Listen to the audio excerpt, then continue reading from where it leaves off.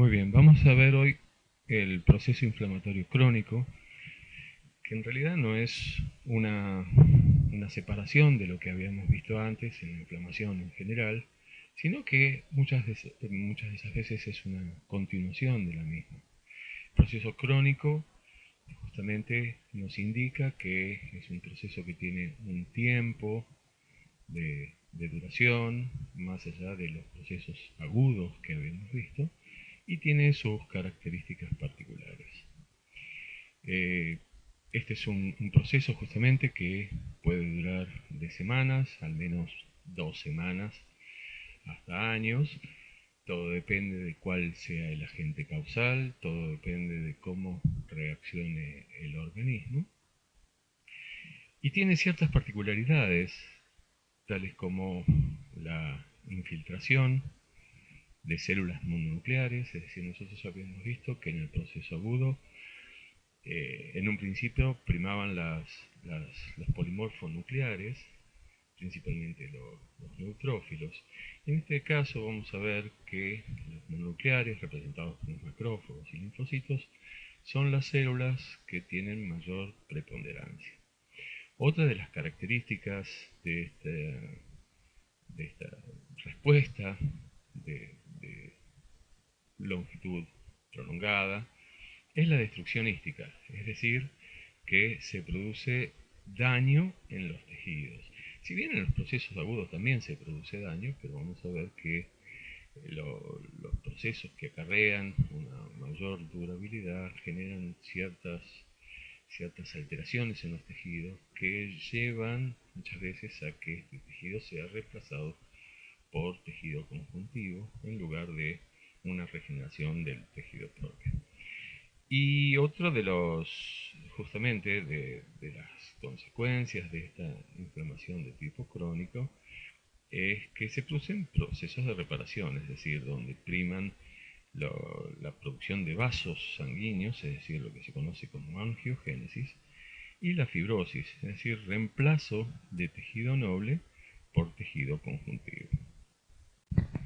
La pregunta es cómo se llega a estos procesos crónicos y hay una cierta cantidad de elementos que nos permiten identificar el origen de este proceso. Una de ellas es, por ejemplo, en la falla de la eliminación de las causas de inflamación aguda, es decir, se produce una inflamación aguda por distintas circunstancias, distintos agentes, y el organismo es incapaz de resolver el problema, es decir, no puede eliminar el agente o las consecuencias que producen las consecuencias de daño que se producen por efecto de este agente no pueden ser eliminadas y por lo tanto la causa continúa en el tiempo y así llegamos a un proceso de tipo crónico.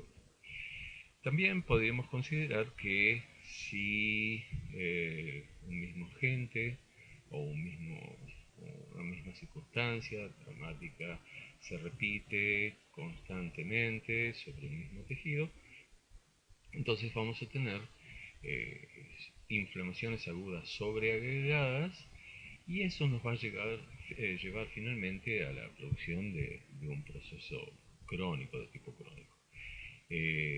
Muchas veces existen circunstancias en las que un agente no es un agente injuriante, no es capaz de generar un daño tal que se manifieste clínicamente, es decir, el profesional no puede vislumbrar que se esté produciendo realmente un daño, pero este es fehaciente y en ciertas circunstancias por acumulación de daño o por efecto tardío de los agentes esto puede llegar a ponerse en manifiesto y cuando se pone en manifiesto ya son, son presentaciones de tipo crónico. Un daño tisular que abarque gran parte de la economía no va a permitir que el organismo lo resuelva de manera acelerada en el corto tiempo, es decir, si bien todo empieza como un daño de tipo agudo, el organismo no puede resolverlo y finalmente lo que da la posibilidad de continuar la reparación en un proceso crónico. Muchas enfermedades, como por ejemplo el cáncer, los procesos autoinmunes, que comienzan sobre un pequeño sector con pocas células y se va expandiendo y va generando una respuesta continua del organismo, hace que la no resolución de estos problemas lleven también a un proceso de tipo crónico. ¿Cuándo debemos considerar que empieza un proceso crónico? Bueno, hay ciertas pautas que nos permiten tomar esa decisión. Es una decisión clínica inicialmente y luego también una decisión del patólogo al hacer el análisis de los tejidos injuriados. Una de ellas es el tiempo de evolución a partir de que se genera la injuria clínicamente detectable. Es decir, si pudiéramos experimentalmente inocular un agente causal de una cierta inflamación, sabríamos exactamente cuándo a cada momento se producen los daños que uno puede observar. Lo cierto es que en la naturaleza muchos de esos procesos se dan justamente de manera natural, en animales en contacto con un determinado agente injuriante en un determinado lugar, y uno a partir de ese momento puede empezar a ver las manifestaciones que inicialmente serán de tipo agudo, y de acuerdo a cómo vaya respondiendo el organismo y de acuerdo a lo que vaya manifestando el animal, vamos a poder seguir un tiempo de evolución y en ciertas circunstancias, entonces es decir, que estamos afrontándonos a un proceso agudo, subagudo o de tipo crónico. Otro de los datos que nos da la pauta de que estamos frente a un proceso crónico, nosotros vimos en el proceso agudo cómo se producían los signos cardinales de la inflamación. Pues bien, a medida que va avanzando en el tiempo, muchos de esos signos, tales como el rubor, el calor, la hinchazón, empiezan a perderse. No todo desaparece, es decir, el dolor puede seguir persistiendo y de hecho hay procesos vasculares también. Lo que estamos tratando de significar es que no se producen en la misma medida que se producían en la inflamación crónica, en la inflamación aguda. Otro de los datos que también podemos manifestarlo a través de los estudios microscópicos es que existe un predominio de células mononucleares, es decir, como mencionábamos anteriormente, los polimorfonucleares, que eran las primeras células que acudían a reparar o tratar de eliminar a la injuria o al agente injuriante, son los polimorfonucleares. Estos en el tiempo se van a ir reemplazando, es decir, si bien a las 24 horas ya comienza a haber células mononucleares, estas recién predominan hacia el final del proceso agudo, cuando se transforma en subagudo, y ya son prácticamente las únicas que dominan en el proceso crónico. Y estamos hablando de macrófagos, linfocitos y células plasmáticas que luego vamos a comentar. Los signos clínicos, como mencionábamos, también empiezan a cambiar. No es lo mismo una inflamación de tipo aguda, como se manifiesta clínicamente en el animal, que los procesos crónicos que surgen a partir de estas inflamaciones agudas. Ya vamos a hacer algunos comentarios. Y también existen marcadores bioquímicos. Habíamos hablado de las proteínas de fase aguda, bien, durante la inflamación crónica. Algunas de estas proteínas empiezan a disminuir en su concentración, pero otras sustancias empiezan a elevarse, y eso nos da la pauta de que el animal está sufriendo un proceso de tipo crónico. Desde el punto de vista inmunológico, para hacer una posible separación entre lo que es el proceso agudo, subagudo y crónico, uno debe considerar y supongamos que el agente inferiante sea una bacteria, sea un virus, el organismo va a reaccionar con la producción de ciertas células o la estimulación de ciertas células, principalmente los linfocitos B, que hacen su contacto con las células presentadoras de antígeno. Estas contactan con un linfocito T de tipo CD4 y estos son los que finalmente contactan con los linfocitos B para producir su expansión tumoral, y estos producen o se diferencian las células plasmáticas productoras de anticuerpos. Todo este proceso, hasta que se produce un pico de producción de inmunoglobulina G, por ejemplo, dura aproximadamente 7 días. Los anticuerpos en estas circunstancias están presentes en la sangre y pueden bloquear o pueden producir la aglutinación o cualquier actividad sobre el agente injuriante, y de esa manera uno limita la inflamación. Podríamos decir entonces que los 7 días serían un límite entre lo que es el proceso agudo con los procesos subsiguientes. A partir de estos 7 días, y si el antígeno hubiese sido de tipo de mayor expresión, daría lugar a la reacción de tipo celular, es decir, en vez de producción de anticuerpos, producción de células inmunes. Eso va a tener un tiempo más prolongado de actividad, que va aproximadamente a los 14 o 15 días en su máximo pico de expresión. Podríamos decir entonces que desde el inicio hasta los 15 días uno tendría un proceso o de tipo subagudo. Desde los 7 días a los 14 podríamos subagudo, si bien el proceso, de acuerdo al agente injuriante, empezó el día 0. A partir de ahí entonces, y acompañado por las distintas manifestaciones clínicas y vasculares que habíamos mencionado anteriormente, podríamos decir que ya entramos en un proceso crónico de la inflamación. La pregunta entonces que surge es, ¿se resuelve un proceso inflamatorio? Sí, afortunadamente muchas veces se resuelve. ¿Y cuáles son las consecuencias o las causas que producen que se pueda resolver este proceso? Bueno, mucho de ello depende de la severidad del daño tisular. Si es un daño que puede ser eh, reparado, que pueda ser contenido por la respuesta celular, entonces tendrá una duración más breve que si el daño fue bastante amplio, tardará un poco más. También dependerá de la capacidad de regeneración. No es lo mismo una inflamación a nivel de-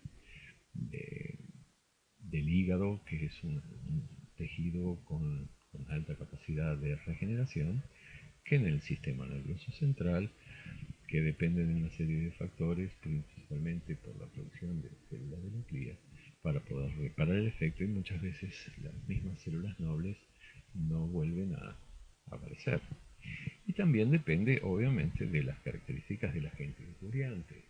Si el agente puede ser bloqueado por la respuesta inmune, pues entonces desaparecerá o será eh, circunscrito a determinadas regiones que no permitan que sigan con su injuria. Pero si tenemos agentes como por ejemplo el Mycobacterium, que se acantona dentro de células macrofágicas, su eliminación será bastante difícil, a menos que sea tratado con ciertos fármacos. Entonces, esto lo podemos resumir de la siguiente manera. Nosotros inicialmente tenemos un daño tisular, si se produce por algún agente, se produce daño. Eso va a llevar a una necrosis, o sea, a la muerte de las células o los tejidos de un individuo vivo. Y eso nos lleva a una inflamación de tipo aguda.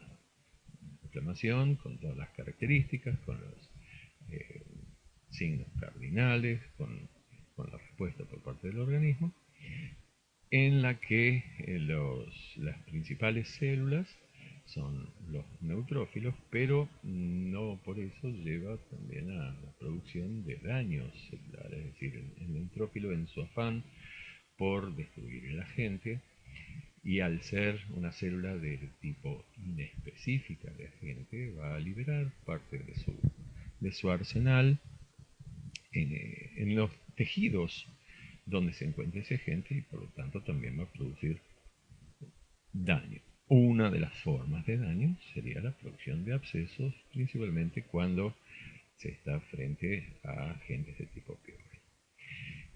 Independientemente de eso, la inflamación aguda puede proseguir con un daño mínimo de los tejidos, y si eso sucede, se llega a la resolución del problema. Si el daño no es tan mínimo, puede ser neutralizado de alguna forma, pero también hay que considerar la posibilidad de la destrucción del tejido.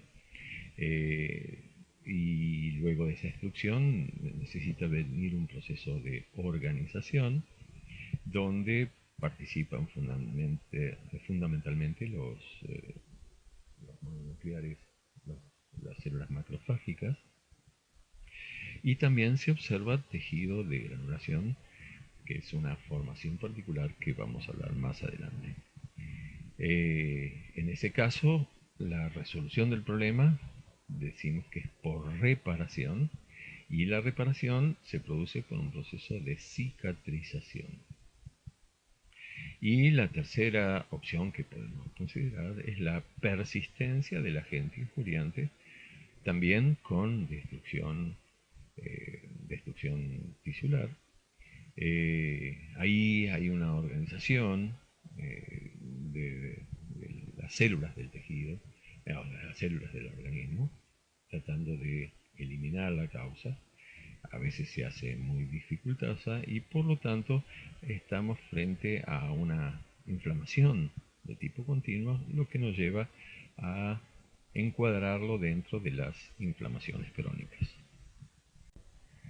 A la pregunta de qué agentes serían capaces de producir una inflamación de tipo crónica, vamos a ver, de acuerdo a lo que vemos en esta diapositiva, que son varios. Algunos son agentes de vida intracelular. En el caso de los virus, parásitos intracelulares obligatorios, es decir, necesitan vivir a expensas de la célula, por lo tanto se integran a estas y desarrollan todo su metabolismo y replicación dentro de ellas. Si producen daño, y si la cantidad de virus que se encuentra produce un daño extenso, entonces se va a producir una inflamación, y de acuerdo a la extensión de esta inflamación podemos llegar a causas crónicas. Un ejemplo de ello es el virus de la anemia infecciosa equina. Las micobacterias, como representante del Mycobacterium tuberculosis o el Mycobacterium paratuberculosis, son justamente microorganismos que viven a expensas de las células a las que parasitan. Allí encuentran su nicho apropiado, y ahí se desarrollan. Como la destrucción de estas células es dificultosa por parte de células de la respuesta inmune, estos microorganismos se replican, perduran en el organismo y siguen produciendo el efecto inflamatorio. También podemos hablar de infecciones persistentes por agentes que tal vez no tienen una agresividad muy manifiesta, pero tienen un componente tal que persisten justamente en el organismo, y producen un daño por acción directa o por la hipersensibilidad, es decir, la respuesta por parte del organismo, la respuesta inmune por parte del organismo es de manera tal que tiene una exageración, que es capaz de producir daño al mismo organismo. Entonces muchas de las reacciones en contra de los hongos son por causas de hipersensibilidad. Hipersensibilidad que probablemente sea del tipo 1, pero de esto ya vamos a hablar más adelante. Otra de las posibilidades es que el organismo constantemente sea agredido por agentes que son inanimados, pero que generan un daño constante, y eso lleva a que los diferentes órganos afectados eh, respondan de una manera eh, lenta pero continua con una fibrosis, y en definitiva eso lleva a una disminución de la capacidad funcional del individuo afectado. El ejemplo más concreto es el de las neumoconiosis, es decir, eh, neumo, aire, es decir, enfermedades que se encuentran en el tracto respiratorio, principalmente el pulmón, que son producidos por inhalación de distintas partículas, distintos polvos que se encuentren en el aire, como asbesto, sílice, que van a ir produciendo lentamente cambios a nivel de las paredes alveolares, se produce una fibrosis a este nivel, y por lo tanto la hematosis se ve dificultada con el tiempo. Ya vamos a volver sobre esto.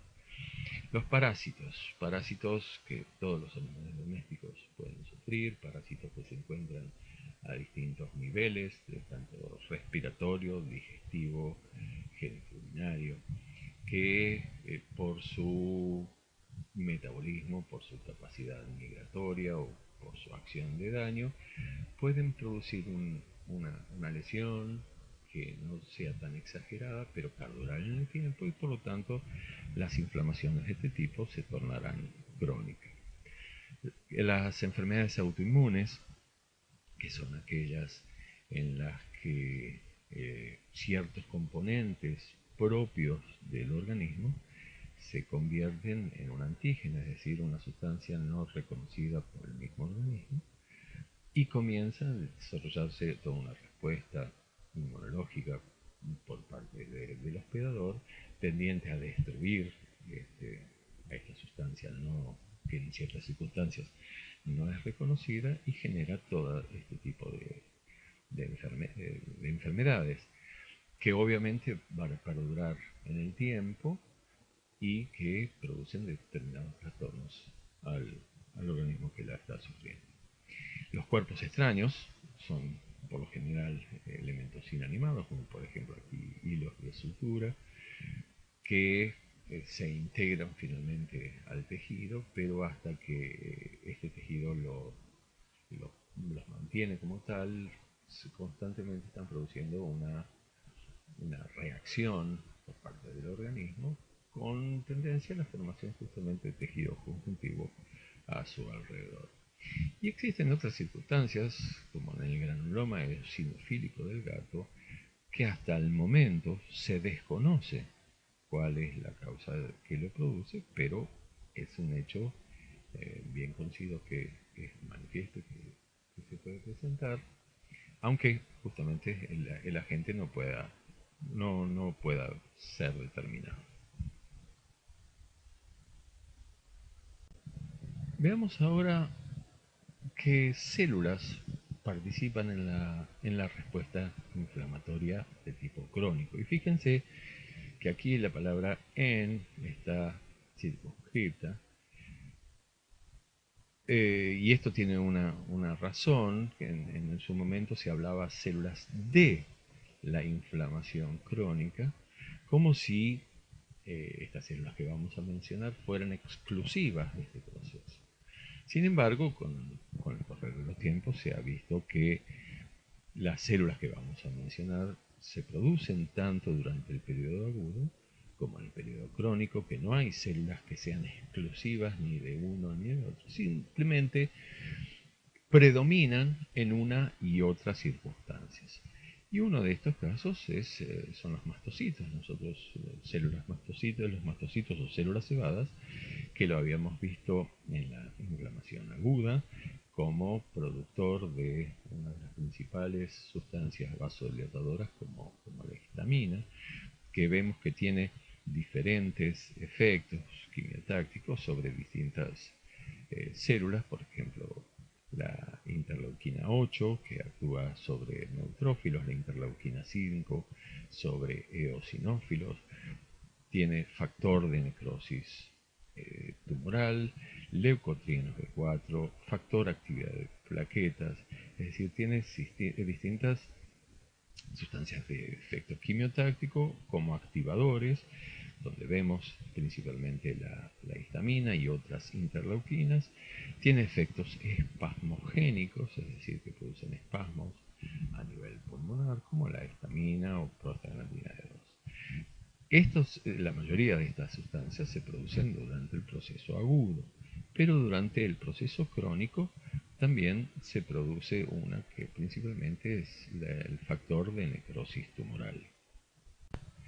Otra de las células que vamos a encontrar en los procesos crónicos son los eosinófilos o polimorfonucleares eosinófilos, que tienen distintas actividades y dentro de ellos es contrarrestar la mayoría de las sustancias producidas por los mastocitos. Esto principalmente se produce en los procesos agudos.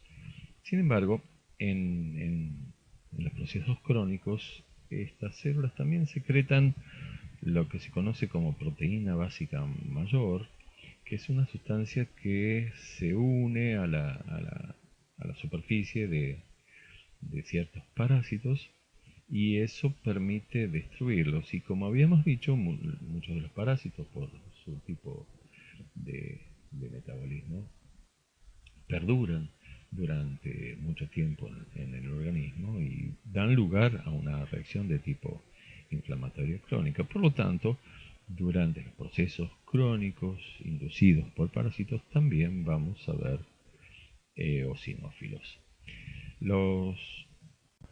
Otra de las células que también podemos llegar a encontrar en los procesos crónicos son los polimorfonucleares neutrófilos. Nosotros habíamos visto que estas células eran las primeras que acudían en un proceso agudo, y esto es así por todo el contenido que tiene, que si bien es inespecífico de agente, es específico para ciertas sustancias, como por ejemplo la lisozima, la colagenasa que actúa directamente sobre el colágeno, gelatinasa o lactoferrina, activador plasminógeno.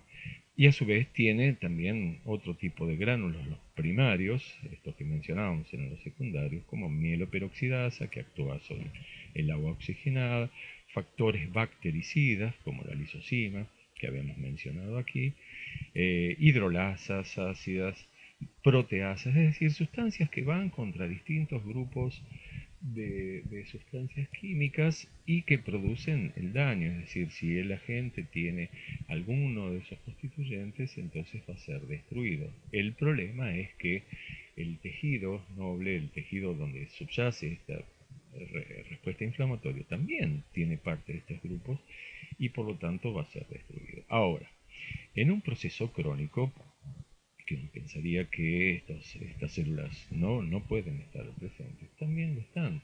Y ya vamos a ver ejemplos como en ciertos granulomas, llamados piogranulomas, donde el agente injuriante, que es un agente de reacción persistente en el tiempo, induce la acción de estos neutrófilos en los que en la reacción se produce pus, como en cualquier proceso agudo, y por lo tanto estas células también pueden ser consideradas como parte del proceso. Ahora pasamos a los macrófagos. Estas son las células principales de la respuesta crónica. Estas son células que aparecen a las 24 horas de comenzado el proceso inflamatorio, pero reemplazan ya hacia los 4 o 5 días, comienzan a reemplazar a los neutrófilos y quedan como las células casi exclusivas en conjunto con los linfocitos que ahora vamos a ver. Estas células tienen distintas sustancias, tienen gránulos en su interior, como se ve aquí en la fotografía electrónica, con distintas sustancias, son productores de más de 100 tipos de productos distintos, contienen proteasas ácidas y neutras, como por ejemplo el factor activador del plasminógeno, entonces eh, interviene en los procesos de cascada de la coagulación, es decir, tratando de reparar el coágulo que se formó. Son sintetizadores de componentes del complemento, es decir, ciertos componentes como el C1 al C5 son producidos por estas células. También producen factores de la coagulación, como el, el factor 5, el factor 8 y la tomboparastina tisular. También producen sustancias derivadas del ácido araquidónico, como las prostaglandinas. Genera radicales libres, como por ejemplo el óxido nítrico, que tiene distintos tipos de acciones, que fundamentalmente es un agente vasodilatador. Algunos de estos son producidos como factores derivados del calcio, otros son producidos a través de las células endoteliales y todos intervienen en la respuesta de tipo crónico, en este caso, como vasodilatadores, tratando de reducir la adherencia. Y también puede llegar a originar radicales libres como el INOS, es decir, son sustancias que van a intervenir activamente en el proceso crónico. Y si hablamos de los macrófagos, bueno, en forma particular, podemos decir que son células mononucleares, como lo habíamos mencionado anteriormente, que intervienen en distintos procesos. Uno de ellos es la fagocitosis, eso ya lo ven viendo en histología, es decir, la capacidad de endocitar distintas sustancias por mecanismos de invaginación de la membrana de estas células, pero también intervienen los procesos de secreción, es decir, la producción de distintas sustancias como la que acabamos de mencionar. Eso es gracias a las sustancias que se acumulan en los distintos gránulos que poseen estas células. Y también tienen la capacidad de presentar antígenos. Esto no es una característica de todos los macrófagos, pero de algunos de ellos, en la que de acuerdo al tipo de proceso que se genere, si son células, son virus o son bacterias u otro tipo de antígenos, sustancias injuriantes, van a determinar la inducción de la producción de anticuerpos o de células inmunes como producto final de reacción. Estas células derivan de los monocitos de la sangre y estos a su vez de la médula ósea, y en ciertas circunstancias, como vamos a ver, se pueden transformar en células epiteloides con sus características particulares que ya vamos a describir, o células gigantes, que consisten en un conglomerado de muchos macrófagos en su afán por tener un mayor potencial fagocítico contra el agente injuriante. Decíamos que estas células forman parte del sistema mononuclear fagocítico. ¿Y quiénes son esas células que intervienen? Bueno, fundamentalmente iniciamos por los monocitos, que provienen entonces de la médula ósea, que son circulantes en la sangre, que cuando están en sangre no son activos. Para activarse justamente necesitan pasar a los tejidos. Eso se produce por determinadas circunstancias, como en la repoblación de los macrófagos residentes de los distintos tejidos o fundamentalmente, como estamos describiendo ahora, los procesos inflamatorios. También tenemos los macrófagos residentes, aquellos que normalmente se encuentran en los distintos tejidos, y así contamos con los histiocitos, que son los macrófagos que se encuentran en el tejido conjuntivo, los osteoclastos presentes en el hueso, la microglía, que son los macrófagos del sistema nervioso central. También vamos a encontrar macrófagos presentes en el bazo o en el hígado con determinadas características, macrófagos alveolaris, es decir, en cada uno de los tejidos nobles vamos a encontrar distintas poblaciones de macrófagos con distintas características y particularidades funcionales. También debemos mencionar que dentro de este sistema mononuclear fagocítico vamos a encontrar células de Langerhans, que ya lo vamos a describir cuando estemos hablando de la reacción inflamatoria en particular, y las células foliculares dendríticas, aquellas que tienen una morfología bastante distinta a lo que son los macrófagos en general y que tienen fundamentalmente la función de presentar los antígenos a las células inmunes para que actúen contra estos.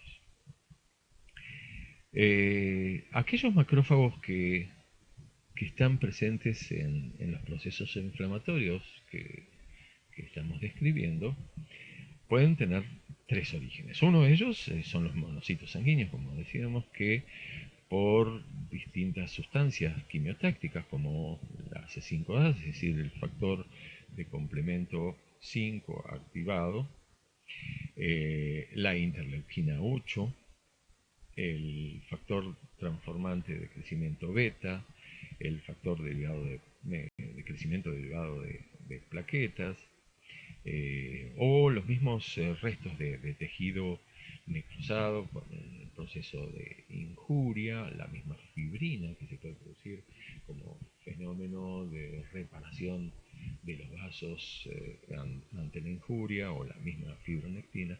Son todos elementos que atrapan a los monocitos sanguíneos, hacen que estos pasen la barrera endotelial, lleguen a los tejidos, puedan activarse como macrófagos y comenzar su actividad en contra del agente injuriante en caso de ser necesario, o los fenómenos de reparación.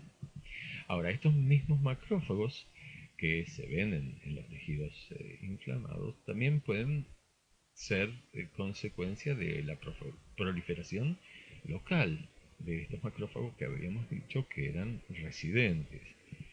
Y también puede ser que por efecto de los linfocitos, que luego vamos a ver, se liberen sustancias como aquí el factor inhibitorio de migración, y hace que los macrófagos que normalmente se retiran de la escena una vez que terminó el proceso inflamatorio queden en el área y justamente se sigan reproduciendo, sigan replicando y que sigan actuando contra el agente injuriante.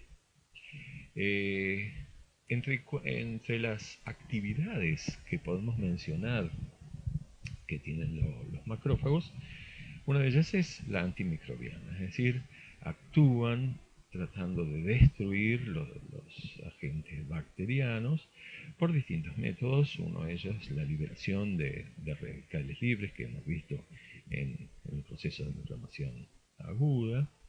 Tienen distintas enzimas que actúan sobre distintos componentes de las bacterias y tratan de destruirlos. Otra de las posibilidades es la endocitosis, es decir, a través de la internalización de las membranas externas, la membrana plasmática de los macrófagos, incluyen a estas o bacterias o distintas sustancias que se encuentren adosadas al macrófago, son internalizadas. Ahí se forma una vesícula endocítica.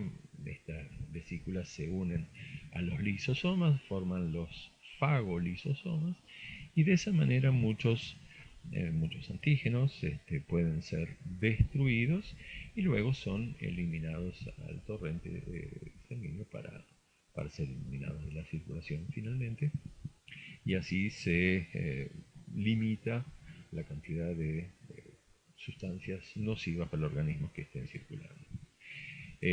Otra de las posibilidades es procesar el antígeno. Habíamos dicho que existen dos mecanismos fundamentalmente que permiten procesar. Luego tenemos algunas gráficas de cómo se produce esto, pero cabe mencionar aquí que no todos los macrófagos del organismo son capaces de procesar el antígeno. Aquellos que lo producen tienen en su superficie antígenos de histocompatibilidad de tipo 2, que no todos los macrófagos lo tienen, y en cada tejido podemos decir que hay un porcentaje de la población que sí lo tiene y otros que no. Los que lo tienen entonces van a tener esa capacidad de procesar al antígeno, es decir, fraccionarlo de alguna manera para presentarlo en membrana para que los linfocitos, fundamentalmente los CD4, puedan reconocerlos como no propios y montar la respuesta inmunológica en contra de estos antígenos que estaban circulando. A través de distintas sustancias que tienen, también pueden reclutar a otros leucocitos, fundamentalmente, como decíamos, la interleuquina 8 que se produce va a atraer neutrófilos, el TNF va a producir la quimiotaxis de linfocitos. Esto va a hacer entonces que todas las células de la respuesta inflamatoria actúen de manera mancomunada y puedan llevar a cabo su proceso de, en principio, de destrucción de todo aquello que genera injuria en el organismo. También pueden regular la actividad de otras células, como figura aquí, y en este caso hablamos de prostaglandinas, sistema de complementos, otras citoquinas u otros factores quimiotácticos. Como célula fagocítica, podemos decir que actúa como barredora de basura, es decir, aquellas células que se encargan fundamentalmente de eliminar todos los restos celulares, sean tantos de los antígenos injuriantes como de las células del propio organismo que fueron destruidas. Entonces hay macrófagos encargados de justamente fagocitar, eliminar todos los detritos celulares para que darle paso a la posibilidad de reparación o regeneración, en el mejor de los casos, del tejido injuriado. Y también tiene efectos sistémicos, es decir, que producen una acción sobre todo el organismo, como por ejemplo la liberación de interleuquina 1. Entonces, veamos este esquema como nos muestra aquí. Tenemos un monocito que se encuentra circulando en sangre. El monocito ante un proceso quimiotáctico, es decir, el mismo tejido necrosado, actúa como un factor quimiotáctico para que estos monocitos atraviesen la barrera endotelial y se unan a los neutrófilos en el proceso de eliminación del agente injuriante. Ahora, en este mismo proceso, los neutrófilos mueren y quedan restos celulares, restos que son parte del tejido necrótico o parte de los neutrófilos.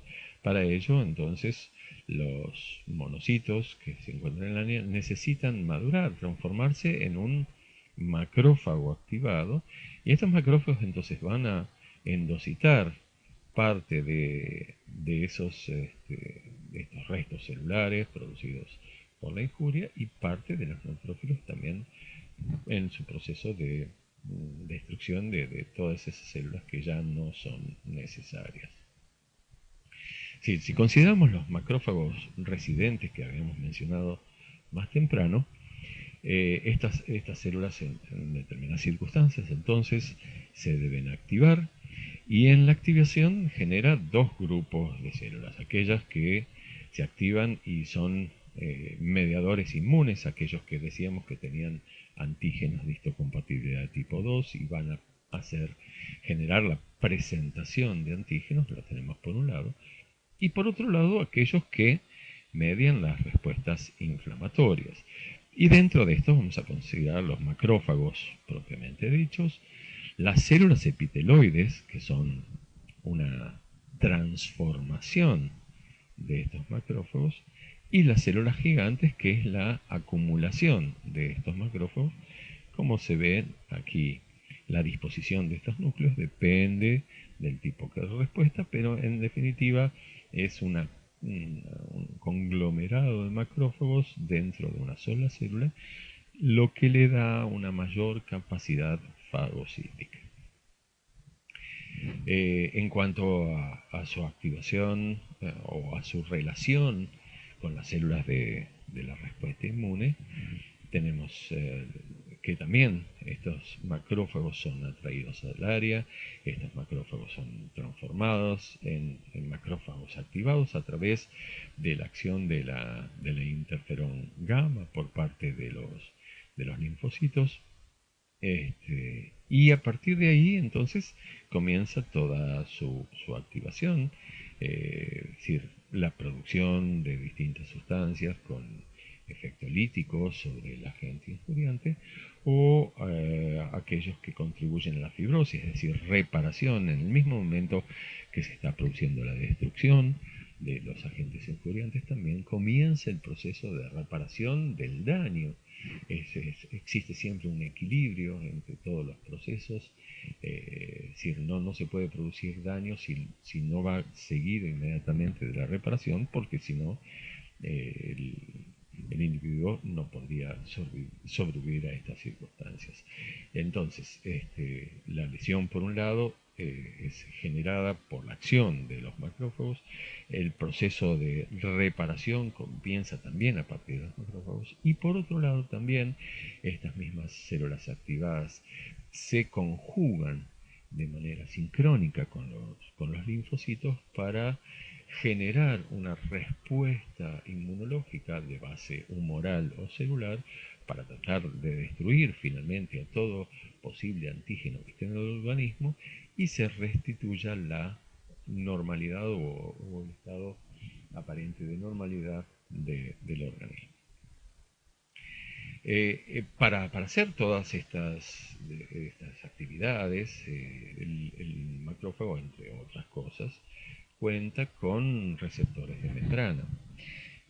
Como toda célula nucleada, tiene antígenos de histocompatibilidad de tipo 1. Como mencionábamos anteriormente, aquellas que van a mediar su interacción con los linfocitos, es decir, intervienen en la respuesta inmune, tienen antígenos de histocompatibilidad de tipo 2. Pero a su vez también tienen receptores para la fracción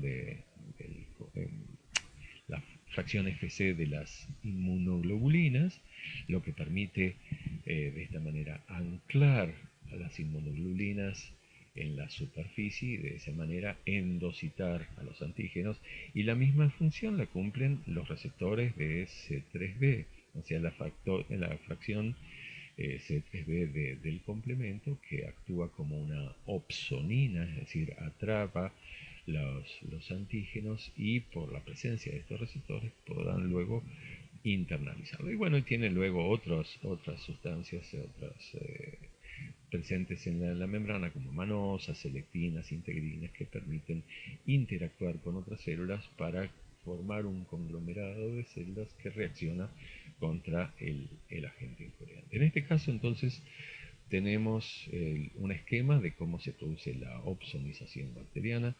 Parte es por adherencia de los anticuerpos a las bacterias, y como decíamos, los macrófagos tienen receptores para la porción Fc de este anticuerpo, y por lo tanto van a poder internalizar cuando esta membrana se recubra al antígeno por un lado y lo recubra por el otro. Entonces van a internalizarlo dentro de la célula y van a forma del fagolisosoma para tratar de destruirlo. Y de la misma manera en la fracción se través del complemento. Entonces existen receptores para esa fracción del complemento y como estas se encuentran adheridas a la bacteria también son endocitadas. Habíamos dicho que existían algunos macrófagos que procesaban antígenos para presentarlos ante los linfocitos. Y las vías de presentación, o el procesamiento de los antígenos puede ser por dos vías. Una que va a actuar sobre ciertos antígenos a través de un procesamiento de clase 1, como por ejemplo en el caso de los virus. En este caso los virus de alguna forma son endocitados al organismo una vez que están ahí. Bueno, aquí existe una diferencia entre los que son virus humanos y virus animales.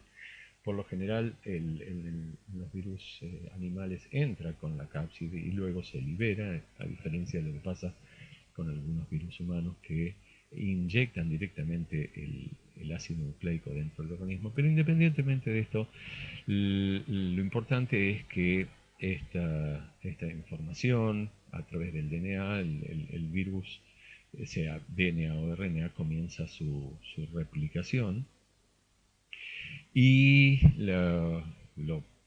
digamos, lo favorable por parte del organismo es que las proteínas que generan estos virus a través de la codificación de sus propios ácidos nucleicos pasan a través de proteasomas, que son una especie de guillotina de estas moléculas, de las proteínas, tratan de fraccionarlas en distintos componentes, lo que le da la posibilidad de generar epitopes del distinto antígeno, que en ese caso sí estos epitopes son procesados en el retículo endoplásmico.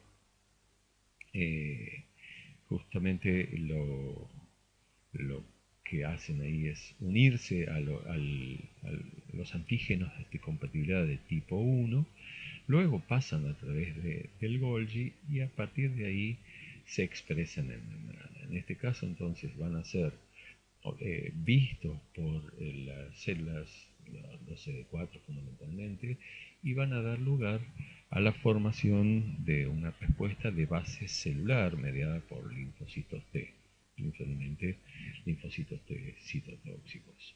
En el caso de ser una bacteria, por ejemplo, estas son endocitadas y se forma un fagosoma, luego se unen los lisosomas, se produce entonces un fagolisosoma, y ahí entonces se van a unir a los antígenos de probabilidad de tipo 2, y también esas fracciones de sustancias que fueron justamente escindidas por las sustancias líticas de los lisosomas, se van uniendo a estos complejos y estos complejos finalmente se expresan en membrana, y es así como también a través de los antígenos, de los linfocitos CD4, van a tomar conocimiento y a partir de ahí su contacto con los linfocitos B para la producción de anticuerpos. También decíamos que los macrófagos producían óxido nítrico. El óxido nítrico es una sustancia fundamental en el proceso inflamatorio. También el óxido nítrico es producido por las células endoteliales. En este caso, lo que genera es una inhibición de la adherencia tanto de plaquetas como de neutrófilos. Eso tiende a limitar la respuesta inflamatoria. Por otro lado, produce vasodilatación, lo cual permite llegada de sangre, es decir, interviene tanto en los procesos agudos como crónicos. Y por su parte, el INOS, es decir, parte del óxido nítrico presente dentro de los macrófagos, permite que todas aquellas sustancias, o en este caso se muestra aquí bacterias que hayan sido endotitadas, puedan ser destruidas dentro del fagosoma por este radical libre. Decíamos que los macrófagos tenían distintos productos de secreción, tales como citoquinas, es decir, produce factor de necrosis tumoral, produce interleuquina 1, produce interleuquina 6, aquella interleuquina que es la responsable de la transformación del linfocito B en célula plasmática. Tiene distintos factores de crecimiento, por ejemplo el factor transformante beta, que tiene características antiinflamatorias y contribuye a la producción de tejido conjuntivo. El PDGF, que es una sustancia inductora de la angiogénesis, es decir, la producción de nuevos vasos sanguíneos. El BGF, que también es angiogénico y produce vasodilatación. El epidermal growth factor, es el factor de crecimiento epidérmico, que también induce la producción de tejido conjuntivo. Y también produce colagenasas, es decir, produce distintos tipos de sustancias de secreción que van a permitir o que van a contribuir con el proceso inflamatorio, tanto en la destrucción del agente injuriante como en la de la reparación del tejido injuriado. Y si hablamos particularmente de la interleuquina 1, esta sustancia tiene distintas actividades. Una de ellas, como figura aquí, es proinflamatorio. ¿Por qué es eso? Porque por un lado induce la liberación de histamina por parte de las células cebadas. Habíamos visto que la histamina era una sustancia vasodilatadora que actuaba al principio de la respuesta inflamatoria, es decir, contribuye con el mayor flujo sanguíneo que, por supuesto, acarrea eso una mayor llegada de células inflamatorias que puedan intervenir en el proceso. Y por otro lado también eleva la cantidad de proteínas de fase aguda, como la proteína C reactiva o el fibrinógeno, hechos que contribuyen no solamente al diagnóstico, sino como efectores del proceso inflamatorio. También esta interleuquina 1 es quimiotáctico sobre ciertos granulocitos, es decir, actúa atrayendo estos granulocitos, fundamentalmente los neutrófilos, a que actúen en el proceso. También es un pirógeno, es decir, es una sustancia que tiende a elevar la temperatura corporal, y eso lo hace a través de justamente la hipertermia es el proceso que genera mayor temperatura corporal, y esto lo hace a través de la liberación de prostaglandinas.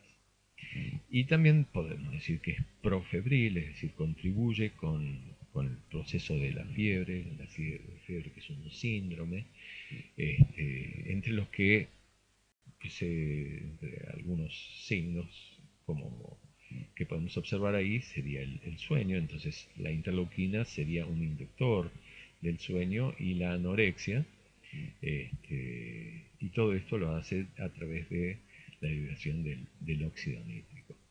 También a través del efecto del óxido nítrico por acción de la interleuquina 1 podemos decir que es un vasodilatador. También es un estimulante hormonal porque actúa a nivel de la hipófisis. Es un inductor celular porque estimula a la médula ósea a producir células sanguíneas, que estas van a aumentarse en el momento de la respuesta inflamatoria. Y también es un inductor de síntesis de ciertas sustancias como las prostaglandinas, los leucotrienos y la interleuquina 8, que también contribuye con la quimiotaxis de neutrófilos. Muy bien, entonces a modo de resumen, tenemos distintos agentes injuriantes, como pueden ser bacterias o inmunocomplejos o toxinas o efectos físicos contra los tejidos, es decir, todo aquel elemento que genere daño, va a generar entonces una reacción por parte del organismo canalizada a través de los macrófagos, obviamente de otras células, pero al macrófago en una respuesta crónica, y esto va a producir distintos tipos de sustancias como la interleuquina 1 o el factor de necrosis tumoral. Y esto va a tener distintas acciones. Una de ellas es la producción de reacciones en la fase aguda. Una de ellas es la fiebre, con lo cual hay aumento de la somnolencia, disminución del apetito, aumento de la producción de proteínas de fase aguda, muchas veces producidas por el hígado.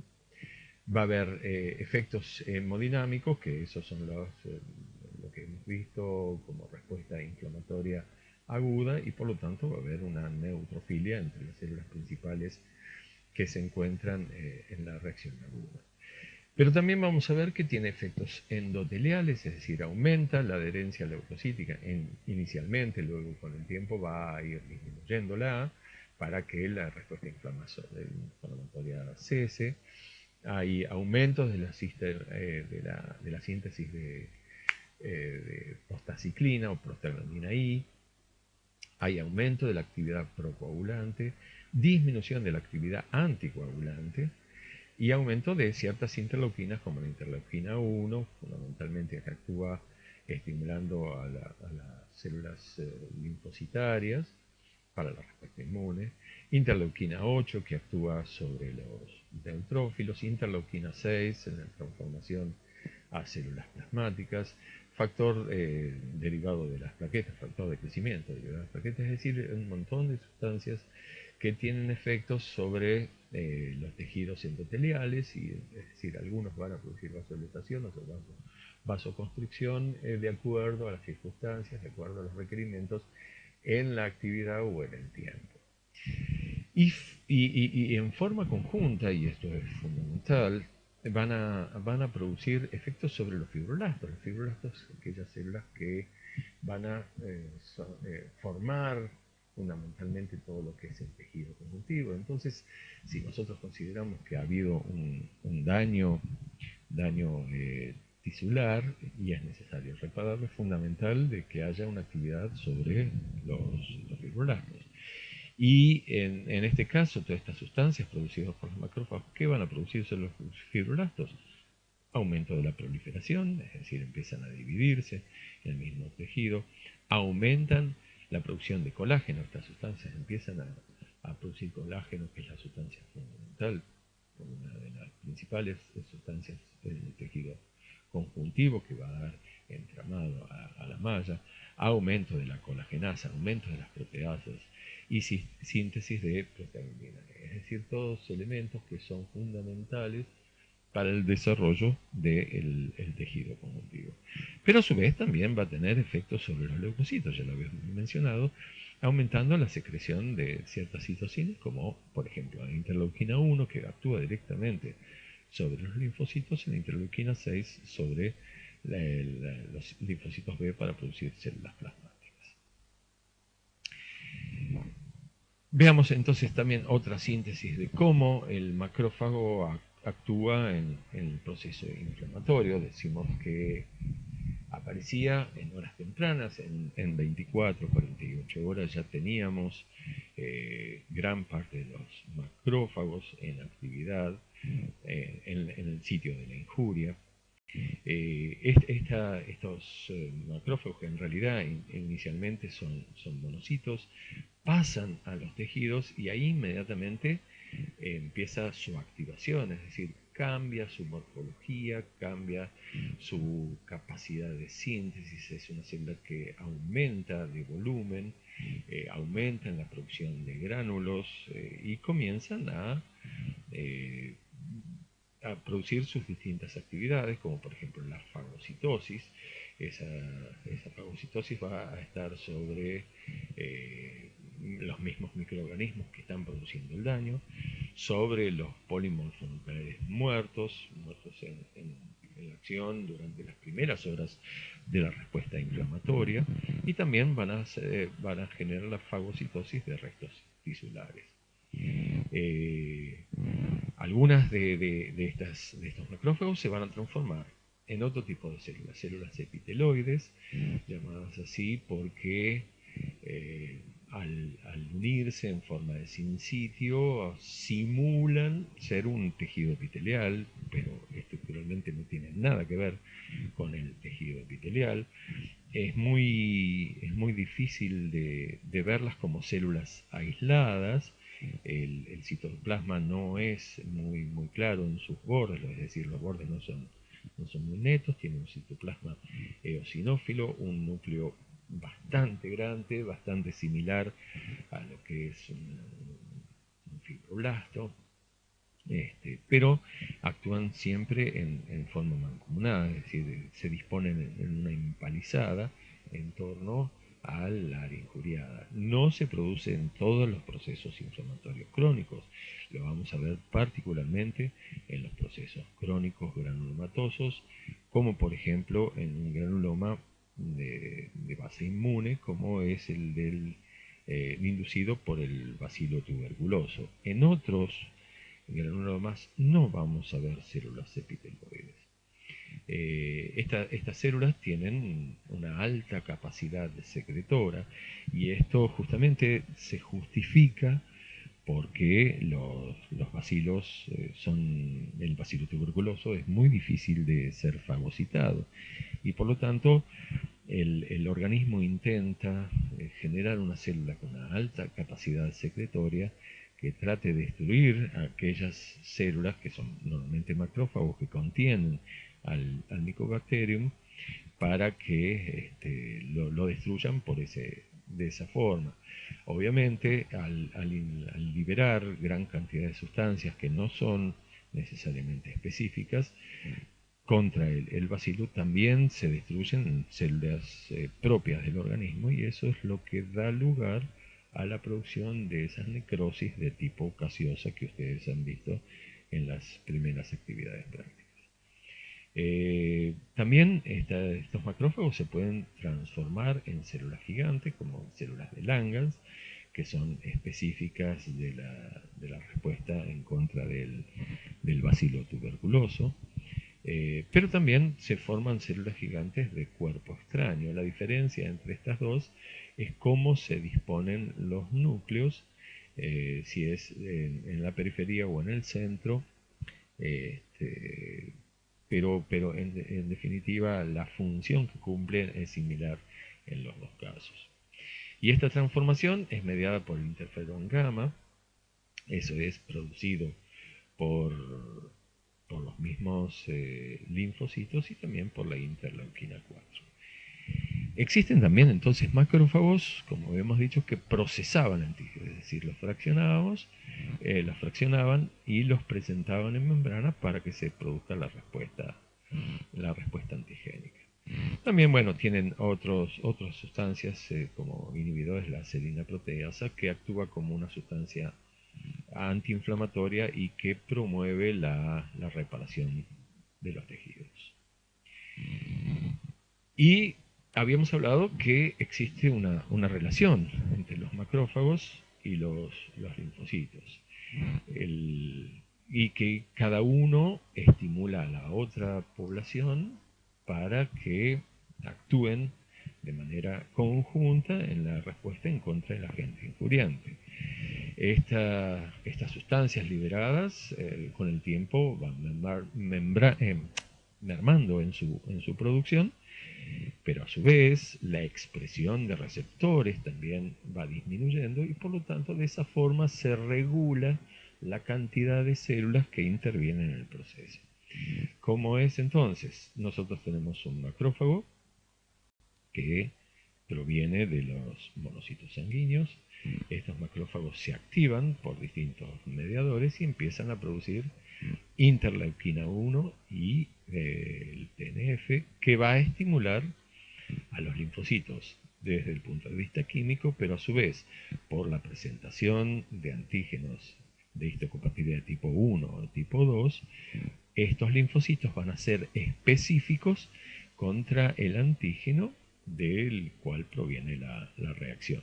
Eso induce que estos linfocitos se activen y al activarse comienzan a producir interferón gamma, entre otras cosas, que actúan de manera recíproca en el macrófago y los estimula que nuevamente se sigan activando y así sigue el proceso hasta el momento, como decíamos, que la producción de estos merma o la receptividad de los receptores disminuye. Y llegamos así a la última o al último grupo de células mononucleares que intervienen en los procesos crónicos, que no son los linfocitos B y T. Ustedes ya lo han visto en histología, los han retomado en inmunología, así que vamos a hacer una breve síntesis de lo que son estas células que producen distintos tipos de linfoquinas, fundamentalmente las interleuquinas, la de tipo 2, 4 y 6, y que también producen interferón gamma. Estos linfocitos que, de acuerdo al tipo que sea, tienen un receptor de membrana. Este es uno de los ejemplos simplemente de un linfocito CD4, que simplemente para mostrar cómo se contacta con el macrófago que venimos hablando, y este contacto es en el contexto de los antígenos de histocompatibilidad de tipo 1, de tipo 2, que acarrean al antígeno, y por lo tanto esa unión es específica entre un receptor específico para ese epitope que pueda estar presente en el receptor del macrófago, lo que va a hacer que este linfocito se active de manera específica contra el antígeno que le dio de origen y da lugar a una población de células con capacidades específicas de reacción contra el agente injuriante. Inicialmente hay linfocitos T, CD4, 0, es decir, que no son específicos de ningún tipo, que van a dar lugar a dos poblaciones, las de tipo 1 y las de tipo 2. Las de tipo 1 o TH1 son aquellas que producen fundamentalmente, van a producir interleuquina 2 e interferón gamma, y son los responsables de la respuesta de base celular, es decir, van a estimular finalmente a los linfocitos T citotóxicos o CD8. Mientras que los TH2, que es la otra subpoblación de estos linfocitos, son los responsables de la respuesta de base humoral. A través de sus interleuquinas intervienen con los linfocitos B con la finalidad última de producir anticuerpos específicos contra el antígeno que le dio origen a toda esta reacción. En este caso, entonces, se produce la respuesta y en este caso, si actúan los tipos TH1, producen interferón gamma que inhibe a los TH2. Es decir, cuando se produce una respuesta inmune, la respuesta siempre es dual, es decir, se van a producir tanto células efectoras, CD8 citotóxicos, como células productoras de anticuerpos. Pero, de acuerdo al antígeno que dio origen, ahí habrá preponderancia de un tipo u otro, o habrá una respuesta de base fundamentalmente celular o de base fundamentalmente humoral, pero la otra respuesta también está presente. Y esto se justifica justamente por lo que estamos viendo acá. El interferón gamma, que es producido por los TH1, va a inhibir a los TH2, es decir, los deja actuar, pero en cierto momento los inhibe. Y este interferón gamma es inducido por la interleuquina 12, que a su vez induce la proliferación de TH1, es decir, por un lado aumenta la cantidad de TH1, por otro lado estimula el interferón para que inhiba los de TH2. Y por el otro lado, para que se produzca una respuesta de base humoral, la sustancia producida es la interleuquina 4, que por un lado induce proliferación de células TH2, es decir, aumenta la población de estas de estas mismas TH2 para que se siga manteniendo la reacción, y por otro lado inhibe la producción de interleuquina 12, que era la que estimulaba en último caso la inhibición de las TH2.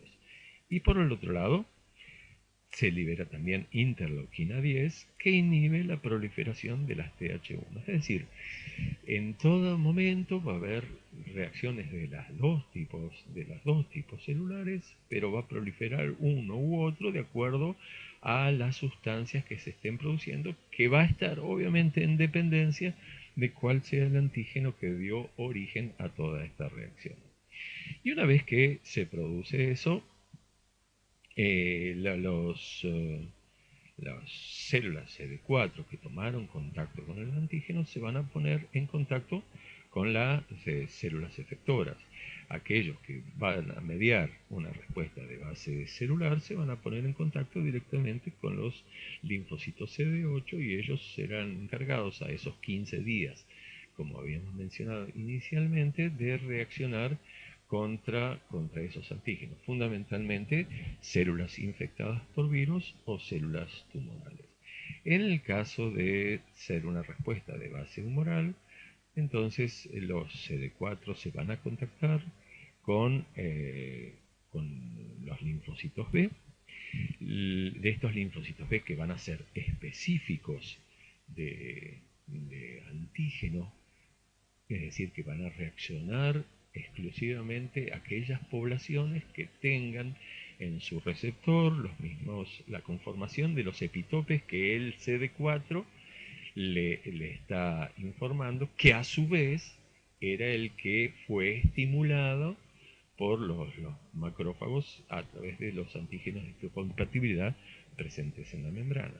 Entonces estos linfocitos B se estimulan, aumenta la población, hay una replicación, división celular, como se menciona aquí, y comienza la secreción de diversas sustancias, fundamentalmente la interleuquina 4, que es la que permite la mayor división celular de los linfocitos B en el proceso de clonación, e induce una gran cantidad de células B con características específicas contra el antígeno o el epitope que le dio origen.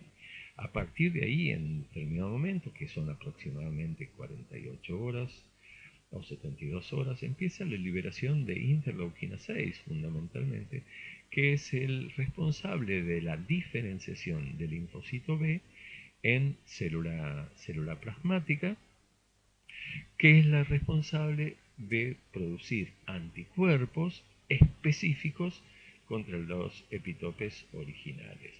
Ahora, ¿qué tipo se produce? Si es de tipo IgM o IgG, dependerá del momento en que empiece a producirse estos anticuerpos, las circunstancias del medio, de acuerdo a los requerimientos del organismo, van a ser los distintos tipos de anticuerpos que se producen. Y entonces, finalmente las células plasmáticas, esta es la estructura, ultraestructura al microscopio electrónico, ustedes la recordarán, la famosa rueda del carro, del núcleo de estas células, que son las efectoras finalmente de la respuesta inmune de base humoral.